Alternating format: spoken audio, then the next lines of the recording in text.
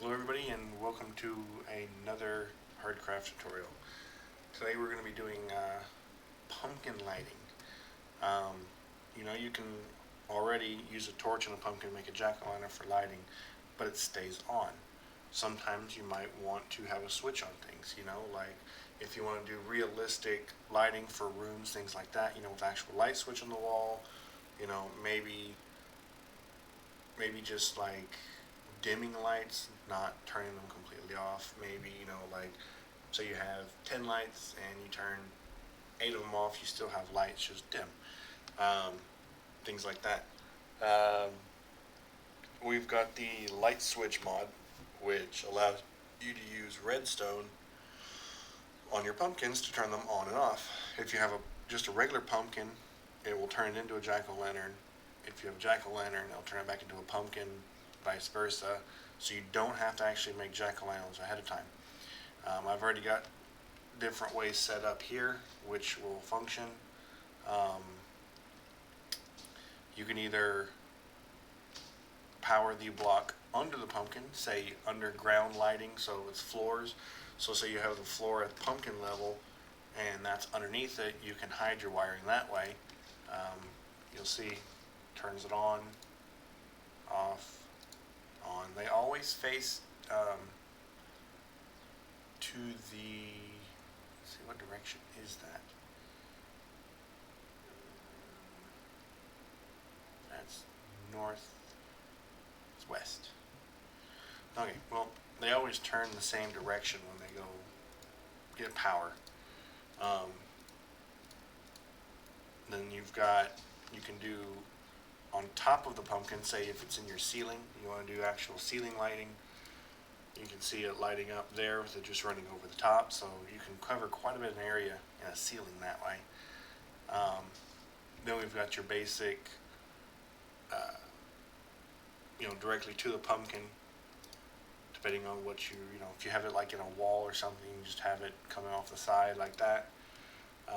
Last one, you can also power with a redstone torch directly underneath it and just add power to the torch, depending on what kind of space, and if you've got any inverters, different combinations of each one might be, beneficial. Depending on your wiring, you might be able to, use it, in a different way. One thing about the torch, though, is you can also place the torch next to it if you've got a block next to it. So we're doing this, that, torch here, and then you'll notice, it's not working there. But if it's, say, in a level area under the ground, you've got dirt next to it, right? Well, if you add power to that dirt, the dirt will transfer the power to the pumpkin.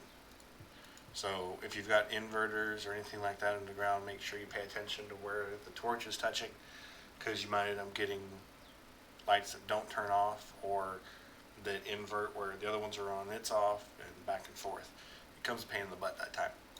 So that's all your basic stuff. To see it really function here at my house, I've got some of the pumpkins set up on a switch, as you see here. Let's put it there, I can actually see. You see I've got pumpkins lighting the entire area around my house. And with the flip of the switch, we're warned this is going to get very dark.